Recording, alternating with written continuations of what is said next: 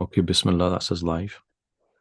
بسم الله الرحمن الرحيم بسم الله والحمد لله والصلاة والسلام على رسول الله وعلى آله بسم الله والحمد لله والصلاة والسلام على رسول الله وعلى آله وصحبه ومن والاه. Dear viewers, Assalamu alaikum wa rahmatullahi wa barakatuh. Thank you for joining us once again on iCyllabus YouTube Live. Myself, Umar Hussain, inshallah, with you for the next 45 minutes or so to an hour. But more importantly, we have Sheikh Amar Jamil with us. Assalamu alaikum, Sheikh. Assalamu wa rahmatullahi wa barakatuh. How are you, Umar? Alhamdulillah, Sheikh. Voice has gone a wee bit. It's not because I've been out trick or treating or anything. It's just from the protests on Sunday. So, inshallah, bear with me on that one. Mm. More importantly, today's discussion for all our viewers was, in actual fact, planned to be around a different topic which Sheikh had planned, which was to speak around the digital dilemma, the good, the bad, the ugly side of social media. And no doubt, inshallah, for those who may have seen the advertisement for that, you can follow iCyllabus. That, inshallah, is a course which Sheikh will do some point in the future. Today's discussion rather supersedes that and comes more unexpectedly as a result of the circumstances and what we're witnessing coming out and the scenes that we're witnessing coming out of Gaza. So more unprecedented images and the scenario and the situation that's unfolding there. Many of our viewers, no doubt, will be logging in, inshallah, throughout the world. We will have our usual audience and maybe possibly even many more joining us from local Glasgow, where we are based. And for those who may be joining us from worldwide who are not familiar, Sheikh Amar Jamil is a local scholar specializing in Islamic family law, but in 2009 had established and co-founded the SOLAS Foundation with Sheikh Ridwan Muhammad, and they established what's known as iCyllabus Islamic Studies program. Sheikh Amar, really without delaying today, many of our viewers will be fully familiar and fully aware of the circumstances and the scenes that are coming out of Gaza. Now, our title for today, Giving a Voice to the Voiceless, the Palestinian Plight on Social Media, inshallah, will focus on an aspect of social media, a part of social media, how we go about being on social media, what aspects and what part maybe we're playing on social media. But inshallah, we hope to address many more issues around just the current situation, how things are going at the moment, and how maybe being a Muslim in the West is going, living in the West in today's day and age, and the feelings that that's bringing about, and really how we should be conducting ourselves and how we go about everything. So there's lots of different questions that are coming in, Sheikh, and there's lots of different aspects to cover. But really to set the tone, and just a couple of points to mention that every single one of us and majority of us and most of our viewers are watching these heartbreaking, aching scenes of our brothers and sisters being decimated in Palestine on a daily basis. And Muslims around the globe are raising their voices, and they're using different means, and they're using demonstrations, for example, and they're using online and different ways of trying to tackle the problem that's there. Um, if I can maybe mention a couple of points, one thing that the community has always felt is that Muslims in general have always been represented wrongly. Have always been represented, to put it bluntly, portrayed as inhuman in one way, shape, or form. This has always been a big problem that we've always faced. So now, with the rise of social media, people feeling the need to go on and effectively portray to the dunya and depict to the world that we're not maybe what the media portrays us to be as a part of the response, if I can put it that way. But if I can really begin today's topic then with a generic question, a more broad question for you. Is there a way for all the Muslims that are out there watching, and even non-Muslims, people that are affected by this, is there a way that we should be responding? Is there a correct way to be responding? So, Alhamdulillah, wassalatu wassalamu ala Rasulullah. So, as you said, Umar, the title is the Palestinian Plight on social media, because obviously anyone that's on social media for the last few weeks, I imagine they've looked at and heard nothing else except for one topic, which is, on our Twitter feeds, on Instagram, whether it's WhatsApp going crazy with all the different groups. In fact, you can't even keep up with all the different videos and bits of information that are getting shared, and lots of things have come out of that. I mean, the whole social media aspect is something I've been looking into for a while, like the pros and cons. So obviously, one of the arguments for the pro camp, you could say, for social media is that it can disseminate information which otherwise we would not get. So we can see, mainstream coverage of this, how it's very, especially in the Western media, it's very pro-Israel. And so social media in this context, in this particular, just on the Palestinian issue, has been quite powerful in giving a voice to the voiceless, which is our catch line for tonight. People who are besieged, but the fact that they've got, technology, they've got mobile phones, they're managing to get their voice out to the world, and it's getting amplified all over the world, and people are changing, their perception, or maybe if they were pro-Israel in the past, they'd become a bit more neutral and saying, well, hold on a second, I think this is a bit out of hand now.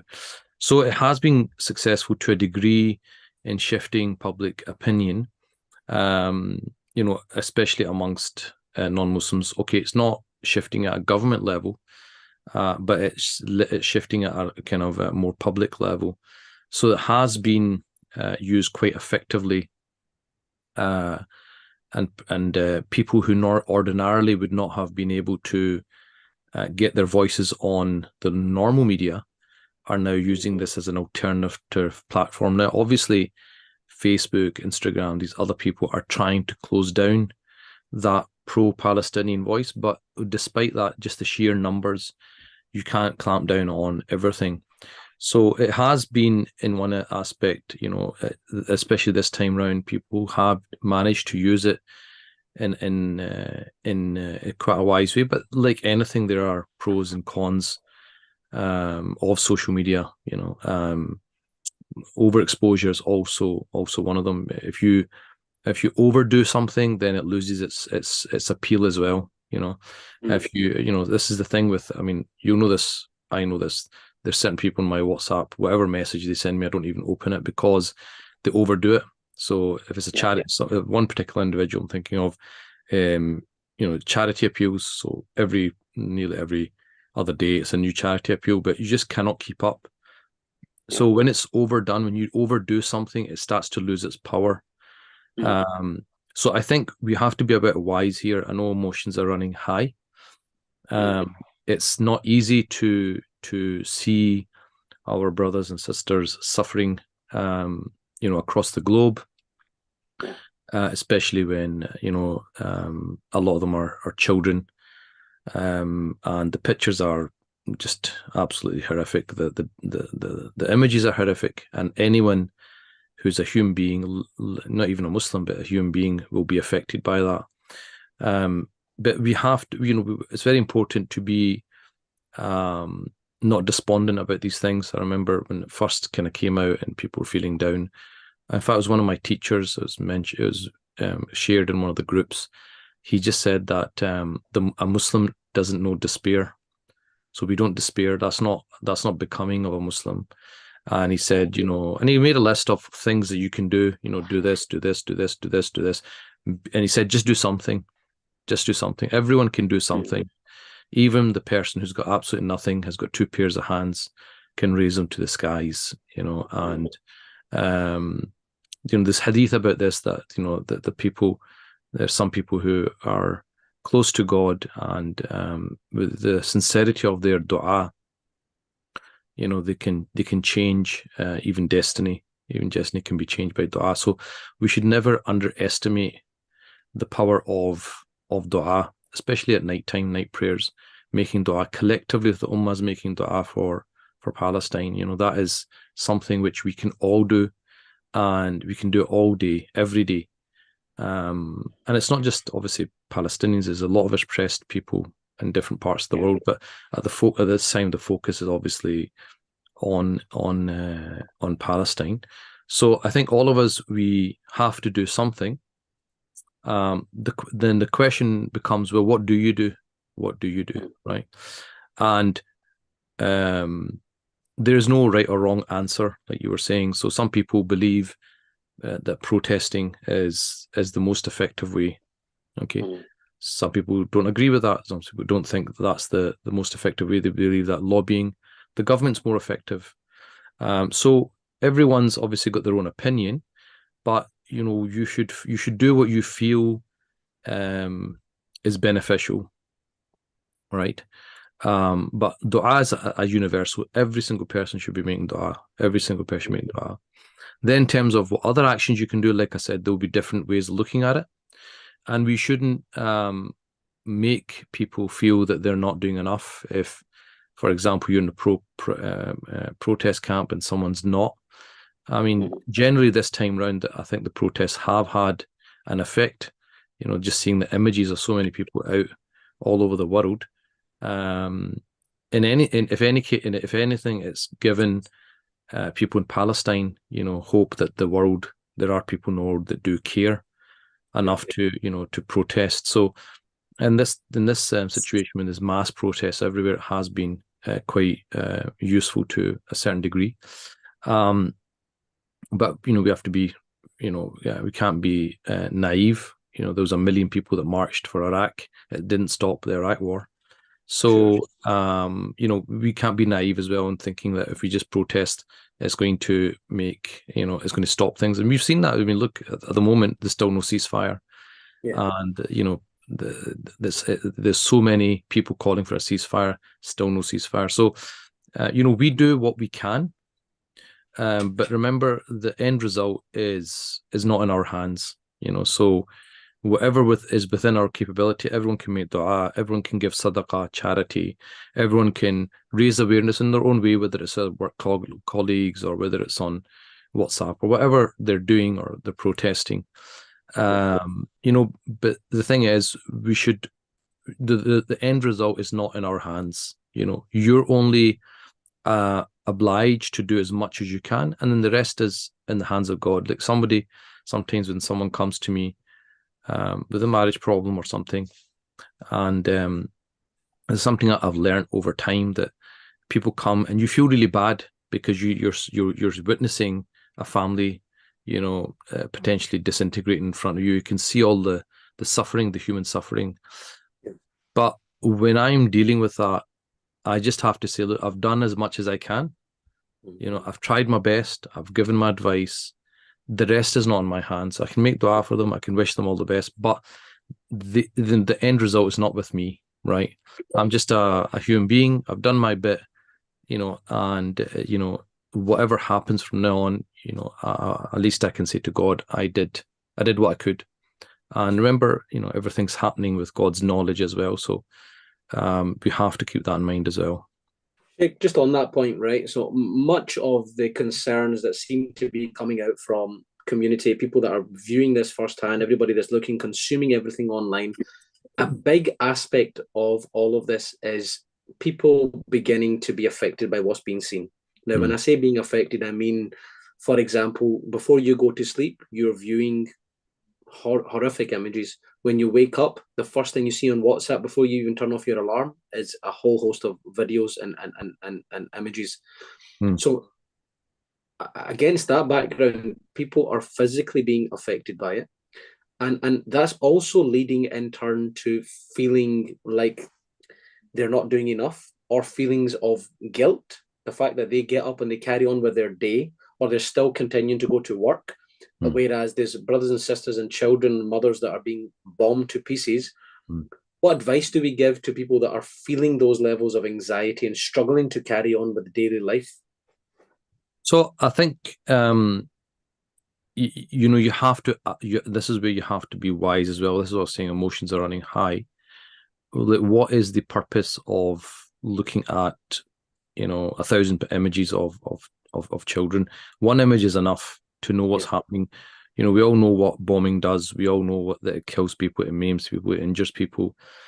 And we're doing as much as we can. We're making dua, we're giving sadaqah, we're raising awareness, right? By me looking at these pictures, what benefit is it going to achieve, right? Apart from just, like you're saying, people are feeling helpless, right? The thing is, overdoing anything is not good for the person. And if that starts to affecting your personal life in the sense that you can't be there for your spouse, you can't be there for your children, you can't work properly, you have to ask yourself, is this what God wants from me? The thing is, people, in the past, what the difference now is that in the past, people knew there was things happening in the ummah, but because of mass communication, they didn't know, like we do know today, the extent of it or the details. So it would still affect people. They'd feel pain and hurt, but they wouldn't feel it to the same degree because you're not seeing it visually, in front of you. So I think that's something to really keep in mind, that, well, what is the purpose? Because even the thing with sharing things, you have to ask, what is my purpose in sharing this? Why am I sharing this? Who do I need to get this message across to, right? For most Muslims, they are going to feel empathy for Palestine. They are going to be making dua. They are going to be giving sadaqah. They'll be doing their own bit in their own way, but that's not really the people we need to be convincing or trying to change the narrative with. It's the non-Muslims, okay? So then you have to think, well, if I keep just sharing this to my Muslim contacts, what benefit is it apart from raising awareness amongst ourselves? It has to lead to some type of action. So, for example, when it comes to sharing things, you have to be selective. The person who's got their head switched on is not going to just share everything, because, like I said, then people just switch off because you've already sent them 100 posts yesterday and they've only got through 5, and now you've sent them 100 again. You're just drowning them. But if you're sending 1 or 2 selected, right, that's going to have a higher impact. And I would say, just being smart about it, when you have, for example, a non-Muslim saying something, or like a Jewish person who's anti-Zionist or against what Israel is doing, that's going to have a much bigger impact than me as a Muslim saying something, because people are going to just look at that and think, well, you're just a Muslim, you're going to say that anyway. But when you have a non-Muslim, like I was looking at yesterday, it was that clip from James O'Brien on LBC. I don't know if you saw that. And he was asking, like, what if Hamas was hiding in Israel? Would Israel still bomb everywhere, and accept collateral damage to get to Hamas? And the guy had to concede at the end, no, they wouldn't. So he said, well, why? And he said, because you end up killing Israelis. So he goes, well, and he had to admit, well, it's because Israeli life would be is higher, is higher in their eyes. So he just showed the hypocrisy. Now, if a Muslim tries to make that a point, it's a lot harder. But when a non-Muslim is doing it, it's a lot more impactful, and people are going to accept it more. So we have to be a bit more clever, in how we're doing it. Like, what is my purpose in sharing this?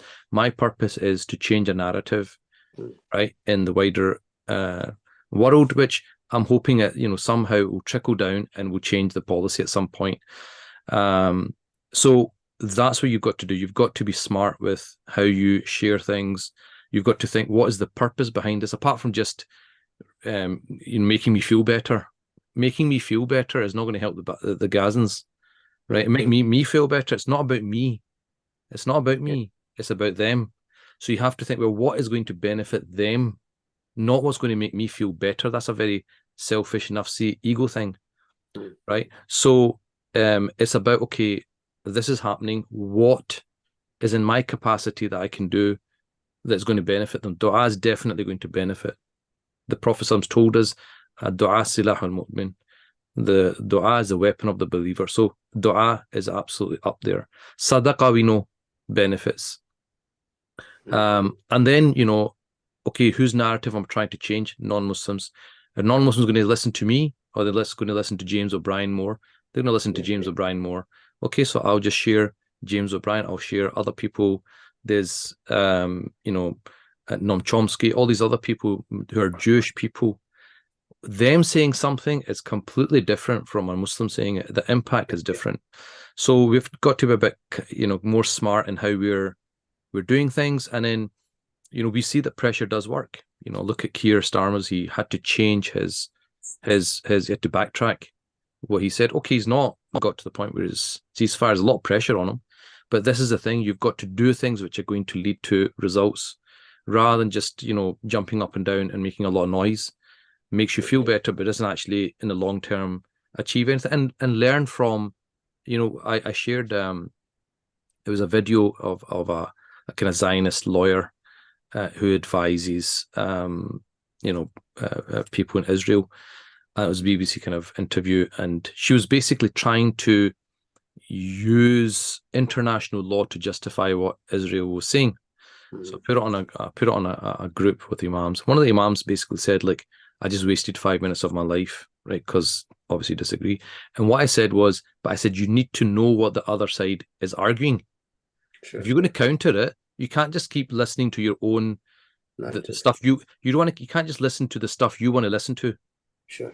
Right. You have to listen to the uncomfortable stuff, which does boil your blood, because you need to know what is their argument, how are they trying to convince people of their narrative, and then you can think of a counter to it. So we've got to be a bit more, thinking with our heads and not so emotional. And it's difficult, I know that, because people are obviously in pain. It's very painful, very, very painful. But we've got to be smarter. We've got to be thinking, well, what is going to actually achieve results? If it's not going to achieve results apart from make me feel better, then there's no point doing it. And if you look, they're very clever in repeating themselves. So this is something in media training as well. They'll teach you, and you see it played out over and over again. Whenever you're in an interview and they're asked a difficult question, these politicians don't answer. They will just keep saying their message over and over again, because in media they teach you've only got like 2 minutes or something, and you have to get your point across, and you just keep pushing your point because you want people to take that message away. So for us, we've got to switch on to what is our message. What message do we want to get across? So one of the things that people have been doing, and you should keep doing, is keep using the word collective punishment, collective punishment, collective punishment, collective. You drum at home, you keep saying it, right? It's like the other side wants to keep condemning Hamas, isn't it? So that's their strategy. You have to have your own strategy as well. Right? International law, whatever it is, you keep banging on about the same thing over and over again until it gets through. So these are things that we need to be a bit more smarter about. Yeah, I mean, you covered lots of different aspects there, Sheikh, for people that are tech savvy, online, doing their bit. And listen, let's strip it back. I mean, Sheikh, you made a great point at the start. Allah subhanahu wa ta'ala is not going to ask us certain things. We're not in charge of lots of things, and there's many things that are out with our control. So we have to, no doubt, sit and say, okay, what is my intention here? Allah subhanahu wa ta'ala will ask me, you did hear about what was going on. What part did you play? But at the same time, are we really expected to change the course of what's happening at this very second? Well, but we don't have that power. Well, the question then is, well, what small steps did you take? So first of all, surely that level of burden that we're placing on ourselves has to be a realistic one, rather than getting ourselves bogged down to the extent that we become effectively ineffective in our own personal life and for those around about us. There's an element to everybody that's fighting this battle in their own different ways, recognizing and understanding our own limits and giving yourself some leeway, and thereafter making the effort and giving yourself a plan and going out after it. Now, Sheikh, you've mentioned some great tips there for those of us who are online social media. I messaged, in actual fact, a colleague of mine, a work colleague of mine, and she was posting great things, great material. She was posting stuff for Jewish Voices for Peace that are on Instagram. She was posting effectively mostly non-Muslims that are talking about this issue. I attended a protest on Sunday, as many people did in Glasgow. I was overwhelmed to see that at least 70% were non-Muslims that were there, from what I could see, for people that were around me. Definitely we weren't the majority there, and that was a great sign. In actual fact, it gave me almost this type of hope and encouragement. But what I said to her was, you've just posted about 19 things on your story, and I stopped watching after 4. And I said, not because your content's not good. The content's great. I said to her, how about you post 2 or 3 and leave the rest for tomorrow? Overload. Because nobody is going to sit and watch 19s of intense stuff, regardless of what we think. These are intense stuff. They're not the average viewer that's watching this doesn't feel as passionate as what we do about it. And therefore, when they see an image of a child that's a difficult image to look at, we have to also bear in mind who we're sharing it to, the impact that it has on them, and we might just lose the viewer off the bat. So I think you've made a great point there about we have to really get savvy with what types of stuff we are putting out to the world, because ultimately you have to ask, did I just be disturbed by watching that? Do I just want to make others feel uncomfortable because I feel uncomfortable? Is there am I going to gain something? I get it. People's intentions might be right. They might be, well, I had to show the world that there's a genocide happening. But at the same time, we definitely have to get smarter with what we are doing. Another aspect to that, Sheikh, that you mentioned, and I'll let you comment on all of these things I'm touching upon, is there's certain people feel the need. I mean, surely this is a time where unity is key, right? And the reason why I bring this point up is because I've seen people go onto social media calling out other people, calling out people that are on a platform, right? I'm certainly not an influencer, Sheikh. You've got, alhamdulillah, great following. You might come under the banner of influencing people. There seems to be people that are going after people that have got lots of followers online, a platform of a sort, an influencer per se, or even just particular organizations, calling them out, saying that, they're wrong for not speaking up on certain issues. Now, again, is this really a time for us to be bashing each other, or is this really a time to focus on unity, coming together? And if you do have something to say, maybe saying to somebody behind closed doors, sending them a personal message, as opposed to going online to do that sort of thing. Is there any comment or guidance in that regard as well? So, like I said to you, Rook, everyone's going to have their own opinion of how we should be, dealing with this issue, right? So everyone's got their own opinion on these things. And someone might be, you don't know, like they might not be maybe a protest or something, but you don't know behind the scenes they're doing a lot of charity work. They're, discussing things with colleagues. They're doing things behind the scenes which they're not publicizing. So we don't know who's doing what, right? And frankly, it's none of our business. That's between them and God. Like you said, God will ask us, and that's between the person and God, and they have their own justification for it. But what we are supposed to do is encourage one another. We encourage one another to do what is right. But we're humans, we'll differ in how we look at things, and so there's no problem with that. The other thing is, like you said, there's other ways of dealing with these things in a not just a gentler way, but it's actually more beneficial if you speak to someone privately and say, look, I've seen blah blah blah blah. I was surprised that I thought you might have been doing XYZ. The person might say, look, I've got these reasons for doing that, or whatever, or in my particular field, and where I am, if I say that can be very problematic. So I'm playing the long game. I'm not going for the short-term gain. I'm going for the long-term gain. Could be lots of reasons why people are doing things. We don't know. So let me probe you on that matter there. We will have professionals that are in certain organizations. We will have professionals in the legal field, in the medical field, in the teaching field. We will have professionals that are in, alhamdulillah, all walks of life. And as you know, it's very clear there are people there. There's an underground driver, subway driver that he says a chant, he gets disqualified. There's teachers out there. There's a teacher that I've heard who's in a conversation who's been reprimanded for some sorts. I'm sure there's other areas, right? And we know this is part of the campaign, because they're clamping down on anybody raising any type of awareness, especially if you're in some type of field. There will be people that are in those positions who feel there's a pressure on them. They will feel that if they speak up about it, it's going to get them into some type of bother. And that may be causing them some levels of anxiety, some level of, they think, maybe I'm being a hypocrite here, maybe I do have to speak up. What's your advice to that person? Is there an obligation or an onus on them to come out and regardless of the ramifications, speak up? So everyone's circumstances are different, right? And everyone has to make that decision for themselves. Like I said, what we say is that you have to do what is within your capacity. You know that famous hadith, if you can see something, change it with your hand. You can't change it with your tongue. And if you can't change it because obviously God, the Prophet knows, and Allah subhanahu wa ta'ala knows the situation you can't, then at least do it in your heart. So there's various levels. So they say that the first one, which is the hand, that's for people in authority. right? That's a police. They can physically go and grab somebody. You can't. You do that, you'll get in trouble.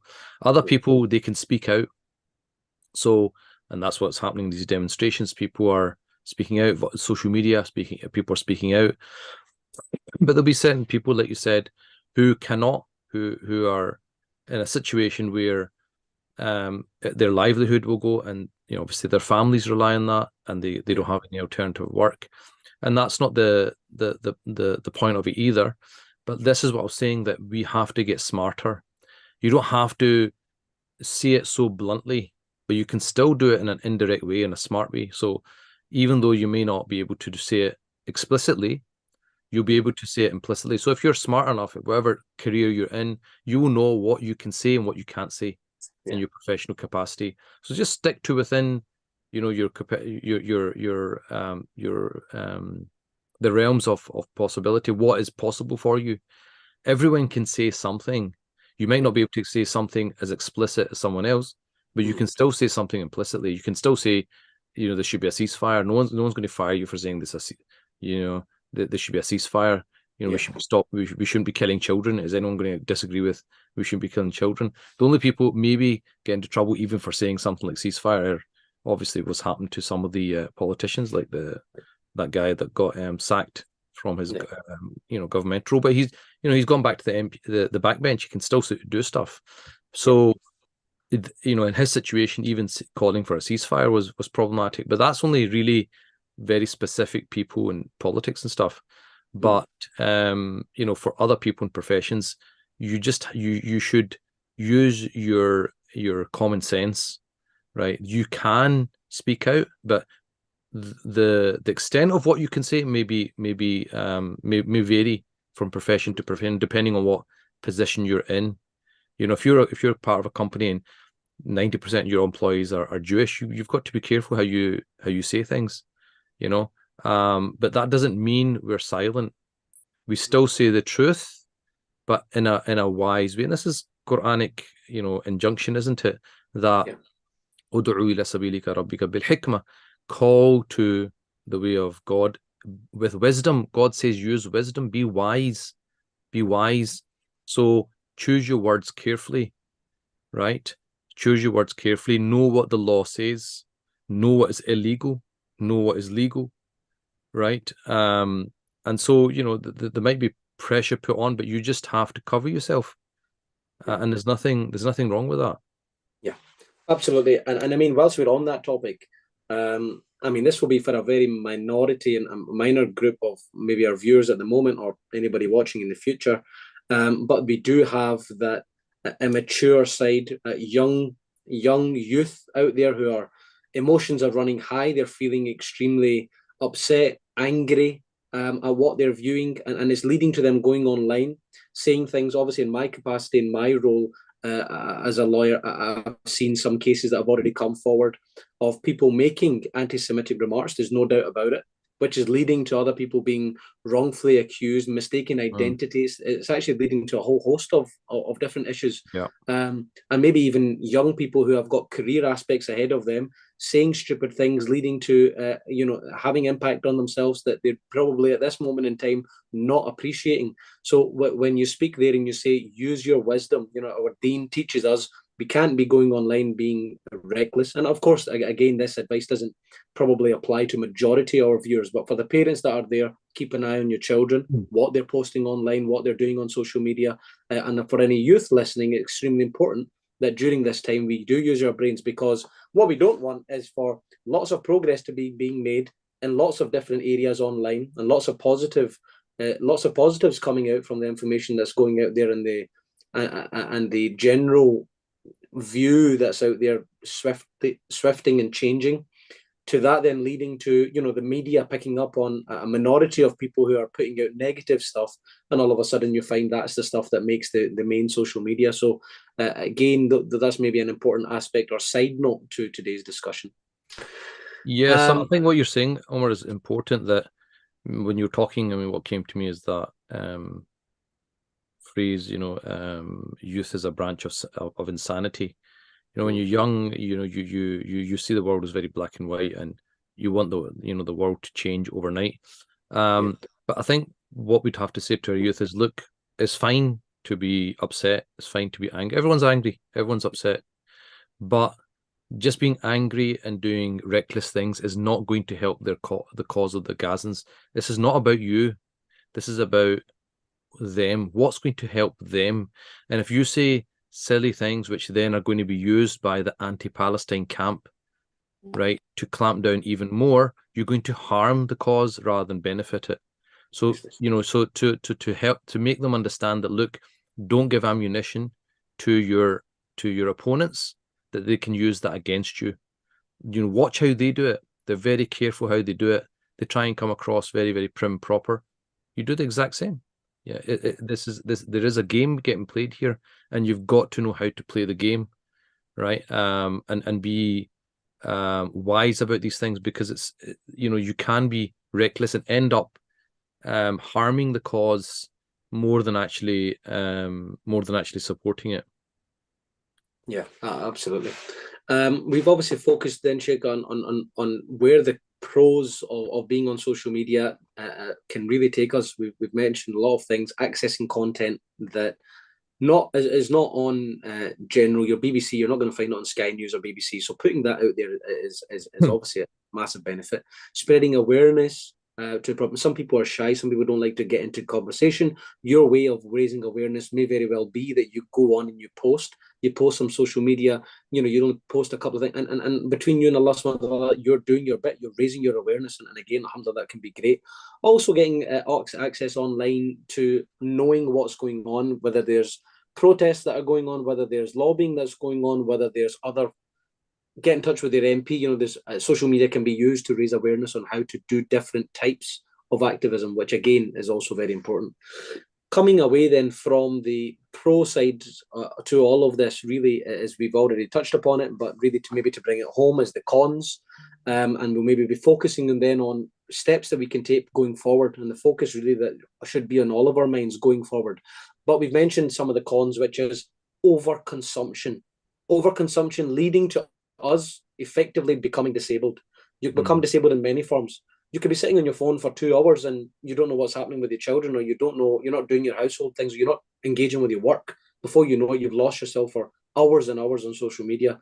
That's not benefiting them in Gaza, and it's not benefiting ourselves. Yeah. So we will talk about maybe steps going forward. We spoke about having the impact of it all. So it could be and we'll maybe come on to this, setting time frames and how much we access things. But really, another really important aspect, Sheikh, and this has come up a couple of times now. So maybe you can address this.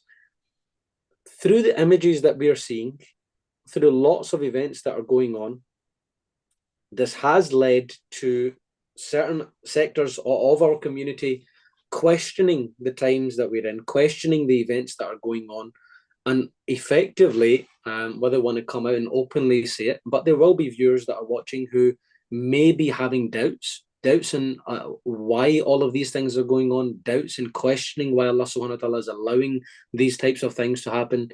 Is this a crucial time for us to maintain our iman, strengthen our iman, remind ourselves of effectively taking part in the essentials, our fard elements? Is this a time to go back to the drawing board? Okay, so I think whenever we have anything in life and we're a bit confused or we're a bit unhinged, we always go back to the Quran and we go back to the Seerah. Okay, and if you look at the Seerah, especially in particular the Makkah period, if you think when the Prophet ﷺ, how he must have felt when he couldn't protect his followers, and there was oppression, there was people getting killed, there's all sorts of torture going on, but the Prophet ﷺ was told you cannot retaliate. Now, that again, there's a lot of lessons in that. What was the Prophet ﷺ doing? He was doing what was in his capability. He didn't have the capability to fight back at that stage, right? So he got on with what he could do. And that's the thing. We have to get on with what we can do. We cannot change. You can't stop bad things happening in the world. Before Palestine, there was, there's still stuff going on. Kashmir, there's stuff going on all over the world. There's lots of bad things going on all over the world. But what we can do is we try our best, and as a minimum, we make dua for the oppressed. I think there's also, and I think that's one thing. I think also in terms of your question about why is God allowing this, right? I think what we have to understand is that, look, our understanding and knowledge of everything's limited, right? We don't know much at all. وَمَا أُوتِيتُم مِنَ الْعِلْمِ إِلَّا قَلِيلًا. You've only been given a small amount of knowledge, right? So we can only see what's, our visions like this. We don't have the full picture. But in the next life, when everything is shown to us, the whole picture shown to us, we will see, that's what really was going on. It's like right now, isn't it? Like people are saying, well, why are the powers doing whatever they're doing? There's lots of theories coming out. I just saw a video today that they want to make a canal instead of the Suez Canal. They want to take it through Gaza. That's why this is all about. Another guy was saying, no, it was because they made some trade deal with India, and there's going to go this like kind of thing going through Israel. It was going to. I mean, there's all sorts of theories of what's going on and why it's going on, what's really going on behind the scenes. So even that, a lot of people do not really know what's going on behind the scenes at the top level, and that's just in human capacity. So what about in terms of the real, like the real picture? If God showed you everything, really what's happening, you'd be like, okay, I can see what's happening here. Because remember, this is not the end all. This life is not the end all. We know we're in this world for a test. And we know we're going to be tested. People before us were tested. The Prophet, the Sahaba went through tests. The Ummah, look at the Ummah, has gone through tests. The Mongols, when they came, wiped out 10% of the world's population. Right? They thought that they were going to basically just wipe out the Muslims. Right? So and all sorts of butchery was going on. So things have been happening for a long time, over centuries, and we don't know the full picture. So, for example, like in Gaza, right, there's obviously a physical dimension to this and a metaphysical, right? The physical is obviously it's oppression. There's no shadow of a doubt what it's oppression. We know this hadith, like the dua of the oppressed is accepted. So whatever dua these people are making, Allah's accepting it. Okay. But he'll answer it in a way which he will answer it for them in the best way. It might not be what they want. The other thing is, we're all going to live for a short period, and then we're going to pass. And the next life is forever. It's an eternity. The suffering that they're going through, and no doubt, is a huge suffering where we can't imagine what it's like. But God is just, and God will recompense them for that suffering. So whoever's died so far in Palestine, whoever's died, they are in a good place now, right? They're in a good place now. The suffering's come to an end. The suffering was for that short period of their life that they were on this earth. That suffering is gone, and now they have eternal bliss in their graves. We know that إنما القبر روضة من رياض الجنة أو حفرة من حفر النار. The grave is either a garden from the gardens of paradise or a pit from the pits of hell. So we know for their suffering, we know they're martyrs, right? And we also know in hadith that a martyr, when they see the reward, they will wish they could go back and be martyred over and over again, right? Because again, they see the full picture. We don't. We just see this, but they will see the full picture in the next life. It's like in Surah Yasin, that man who tells the people, look, believe in these messengers. They say, if you don't stop, we're going to kill you. And so that's what they do. They kill him.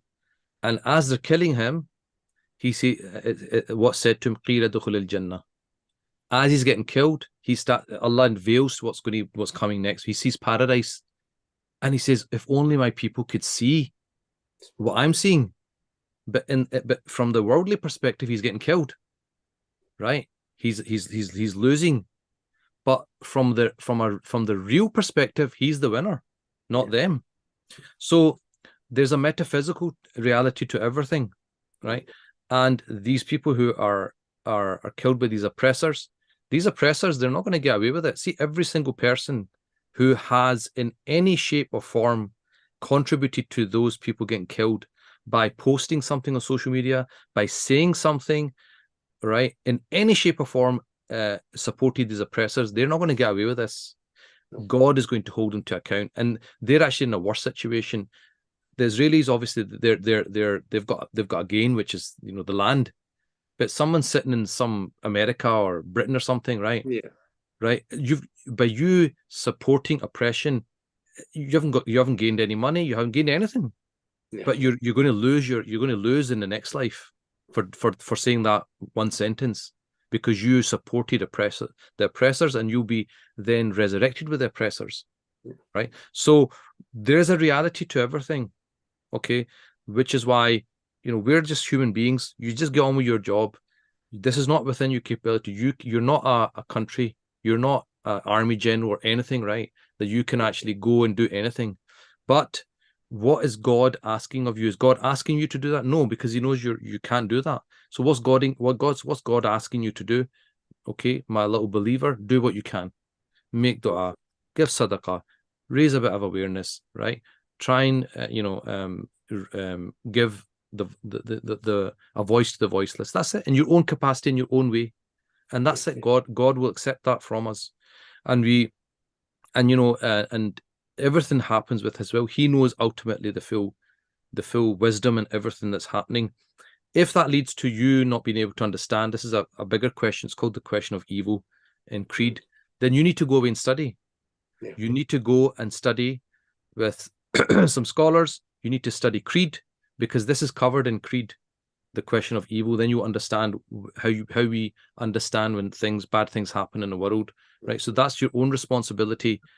You're not going to get that by shading posts on social media.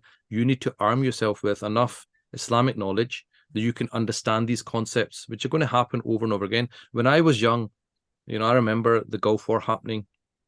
I remember the Kosovo war happening, and then obviously the 9/11 in Iraq and so on. So what I'm saying is, even in my life, I've seen these things happening, and when you're young, you do get enraged because you see oppression and you feel helpless. But the thing is, these things will happen again. This is not the last crisis; it will happen again. So you need to be able to understand, you know, how you frame this in your mind, because it will happen again. You can't have a crisis of faith every time there's a crisis. So you need to learn. You need to access knowledge, preferably in your locality with people you trust, who can teach you these things. Alhamdulillah, absolutely, Sheikh. And I think you've really touched upon a lot of the main points that we were coming on to next, which were really steps going forward. Renewing our intentions, I think, is an important thing. I think remembering the fact that when we are raising awareness, when we are engaging, these are acts of worship. When we are speaking out for our brothers and sisters on the other side, we're engaged in serving Allah subhanahu wa ta'ala and His deen. And no doubt, make a plan for yourself, understand what's in your capacity, and then follow through, so that when we stand before Allah subhanahu wa ta'ala, we can say that, Ya Allah, this was my plan, this is the part that I played. And that was what I seen through. And as Sheikh has said, Allah subhanahu wa ta'ala understands what our capacity is and what He expects from us. I think just wrapping up, I mean, we'll come to a conclusion, Sheikh, very shortly, but really focusing then again on steps going forward based on a lot of the discussions that we have had. For everybody going forward, social media, become a little bit more wise on what we're posting, not just posting absolutely everything and anything, remembering the audience that we have. We've got work colleagues, we've got Muslims, we've got non-Muslims. People are sensitive to certain imagery, being aware of all of that, and maybe being a little bit more, using hikmah, using wisdom when we're engaging online. But absolutely understanding that all of us, again, on one way or another, have got responsibility to do something that we can. And as Sheikh said, if it's not with your hand, then at least with your tongue, and if not with your tongue, then with your heart. If you're feeling, and again, Sheikh, maybe you correct me if I'm wrong, if we're talking about steps going forward, if you're feeling absolutely overwhelmed to the extent that these things are disabling you, are not enabling you to continue to do the further element, if you can't even get up for Salah, for example, because you've been on social media for 3 hours the night before and your anxiety is that bad, then we have to consider coming off of these platforms. You have to consider taking a break from it all. Maybe that way is not working for you. Sheikh, is these the kind of things that we're thinking then moving forward as a plan? If it's affecting us that badly, then have a think about how you're doing things. But again, making sure the mandatory elements of our life are in place. Yeah, if it's affecting you to that point, then you're not doing things correctly. Because if you go back to the Sirah, despite what happens to the Prophet, despite what happens to the Sahaba, they don't fall apart. Yeah. They still, they're still getting on with what they need to get on with. So that shows that even when we have difficulty, it shouldn't get to the point where it debilitates us. If it debilitates us, then we're not doing it right. Our framing is not right. Our thinking process is not right. Our balance is not right.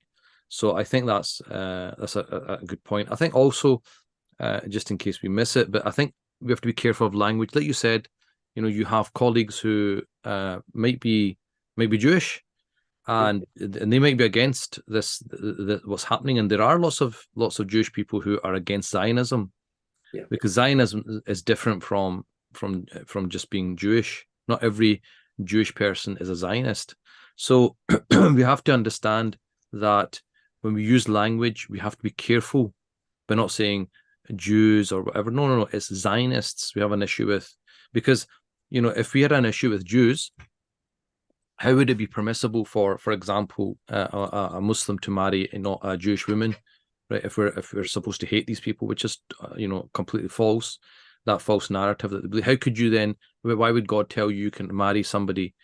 And marriage is based on love, right? So how could you love a Jew and you're supposed to hate them at the same time? It makes no sense whatsoever. So, we're not against Jews, and our history shows that. When the Jewish people were persecuted, and they sought sanctuary under Muslim wings, and so we know this. And we should highlight. There was a little clip I saw today.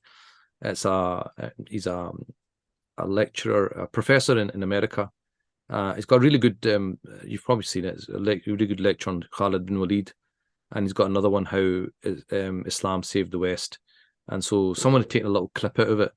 And the little clip was, when Umar al-Khattab came to Jerusalem and asked the Christians where the Jews, and they said there are none here because we expelled them.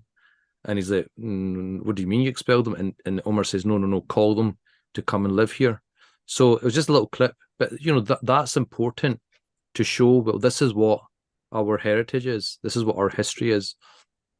So I think it's important that we're careful with the language we use, and because we don't want to, we want to always be just and correct in what we say, and not be emotional. So, not all Jews support Israel. Not all Jews think that what Israel is doing is correct. There's people in Israel itself who are protesting against the government. So we have to be very careful with our language, and not just because it's going to get us into trouble. No, because we're people of the truth. Shuhada al-nas, we're witnesses on mankind. We're supposed to say what is correct and the truth. And so I think, being careful with our language is also important.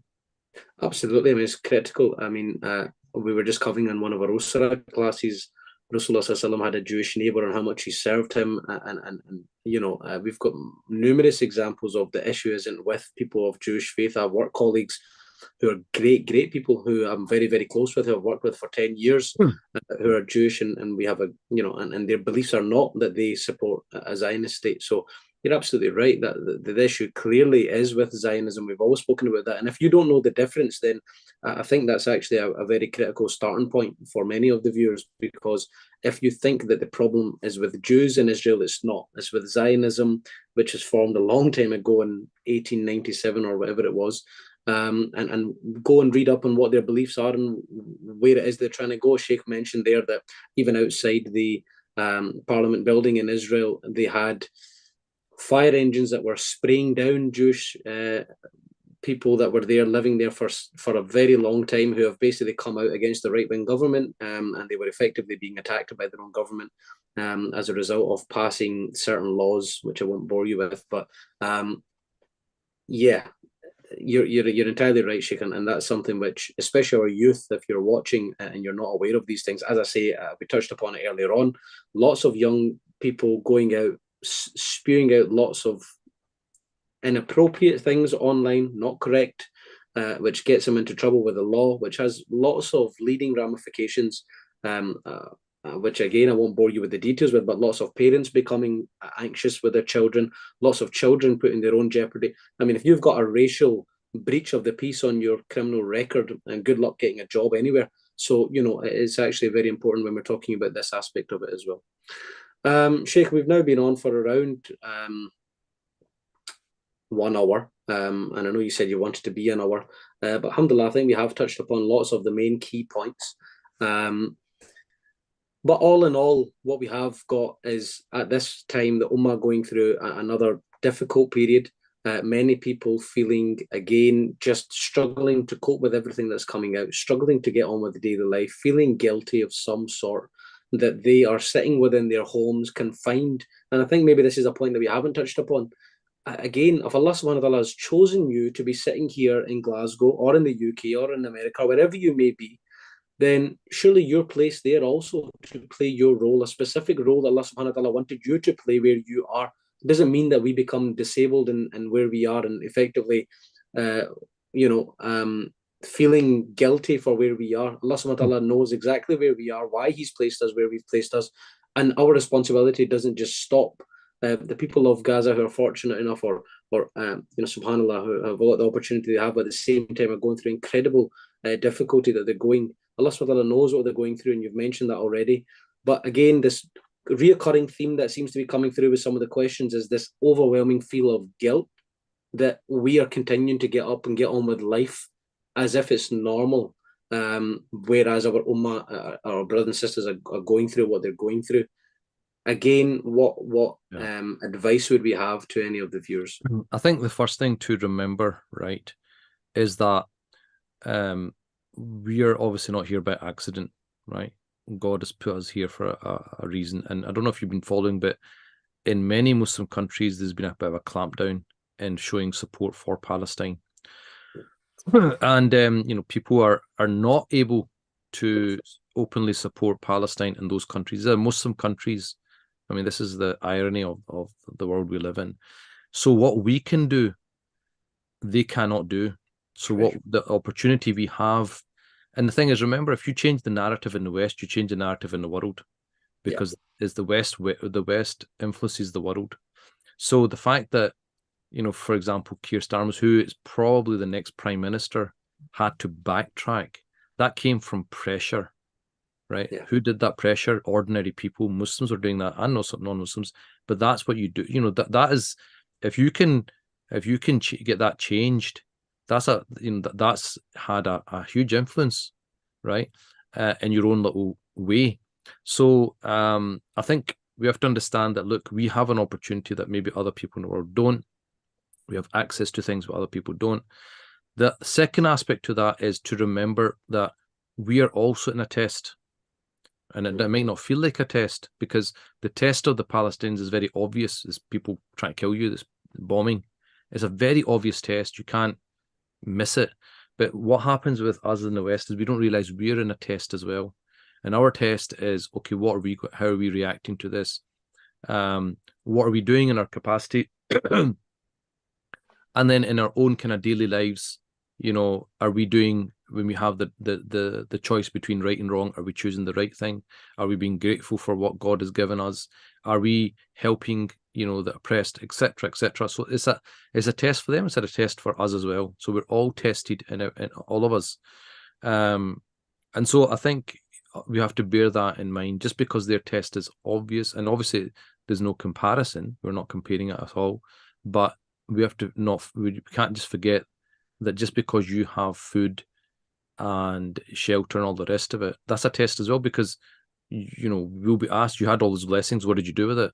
If all you were doing was driving fast cars and going holiday 3 times a year and nothing really else, well, you have to account for that. And there's nothing wrong with that. There's nothing wrong with doing those things. But what I'm saying is that we are also in a test. So what's happening in Gaza, we're also getting tested. And to the credit, I think, of Muslims, I have to say that they've done a lot. They've been very active. They've been pushing, stuff as much as they can in their own way. I think the narrative has been changed this time round across the globe. That happens through people. People did that. Didn't happen by itself. I'm sure people are giving their charity. They're trying to desperately help those people. I'm sure they're making dua. There's umpteen requests for dua all over from what I can see. So I think people are doing a lot. I actually think the up and down the country protesting, I think they're doing a lot. But I just think we can be more effective, just putting a bit more thought into it, be a bit more effective. I mean, I remember the other day I saw a clip on, it was YouTube. It was a Sky video, Sky interview with an ex-Israeli soldier, right? And I shared it because that's an ex-Israeli soldier. If you say something, it's not going to have the same impact as an ex-Israeli soldier saying it. You see, so just let's put a bit more thought into it. And the thing is, one person might see that. That's fine, because God will not judge us on our results. God judges us on our intentions. You know that there are prophets that will come on the day of judgment, and they'll have 1 follower, 2 followers. Right? Did they fail? Was that a fail? No, because they struggled. They did their utmost best, but the result's not in their hands. Nuh alayhi salam spent 950 years doing dawah. How many people became Muslim? Yeah. Right? But he's considered to be the top tier of prophets. So it's not the end result, it's the intention, it's the effort that you make. Absolutely. And that's it, and everyone's got equal opportunity to do that, in their own capacity, in their own way. Alhamdulillah. Excellent. Before I conclude and wrap us up for this evening's discussion, Sheikh, if you've just joined us, I've joined iCyllabus in YouTube Live, and we were talking about the Palestinian and Gaza issue as it's currently unfolding before our very eyes, but more specifically, the plight for the Palestinians and giving a voice to the voiceless via of our interactions and social media, and no doubt, and many other platforms that we have been doing. Sheikh, is there anything else that you'd like to conclude with, or anything else that you'd like to come with? Any points that you think that we may or have not mentioned, or any closing remarks, inshallah, before we bring today's discussion to an end? No, I think I'd probably just finish with it. We are not an ummah of despair. We're an ummah of action, and action doesn't mean that you have to jump up and down. Action can be even dua, right? So we're a ummah of, we don't despair. We know what's happening. We try our best in our own capacity to do something. We turn to God, because ultimately God's in charge. God's the one who's going to change stuff, not the UN and all the rest of it. Yeah, we can try these things, but that's not ultimately where the solution comes from. The solution comes from God, and all of us have access to God, and all of us can speak to God, and all of us can pour our hearts out to God. So I think we should turn to Allah subhanahu wa ta'ala, tell them how you're feeling, pour your heart out that, God, I'm feeling like this, I'm feeling like that, guide me, show me. And if a person is sincere, God's not going to turn that person away. God will guide their heart. God will show them the way if they're sincere. So Allah subhanahu wa ta'ala is there, inshallah ta'ala.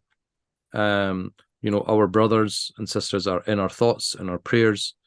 We will keep doing what we can do as much as we can. And that's as much as God is asking us to do as well. And always go back to the seerah of the Prophet ﷺ, see his life, how he went through those difficult times. How did he cope with it? What were the losses that he was experiencing all the time? But he kept going, because he knew what God is asking him about. It's not about what I want. It's not about what you want, right? It's about, what does God want from me in this moment? What's he asking me to do? And he's asking me, to do what's within my capability. So, again, reiterating, dua, sadaqah, and raising awareness. These are the 3 things that we can all do, all of us in our own way. And we obviously pray and we wish the best for our brothers and sisters, inshallah ta'ala. Inshallah ta'ala. To our viewers, Jazakallah for joining us.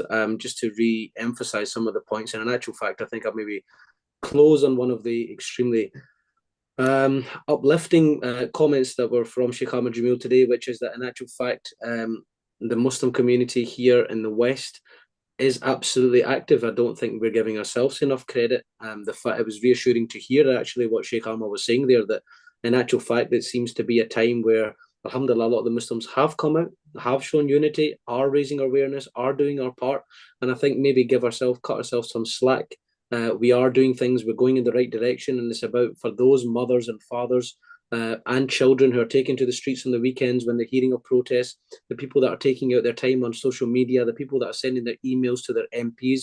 Alhamdulillah, we're coming out in numbers. And as Sheikh mentioned earlier on, with the Stammer situation, and we're seeing effectiveness, we're seeing change, we've seen and the UN majority of countries abstaining, and the UN given as a result. Whether Israel holds up whatever was passed or not is one issue, but the fact that the world is at least having a shift. I mean, I spoke of attending one of the protests recently, and the fact that majority of the people there for me weren't Muslims, Pakistani community. It wasn't the world saying this is a you guys problem. Alhamdulillah, we are raising awareness, we're doing our bit, and in actual fact, the average Joe is coming out to the street.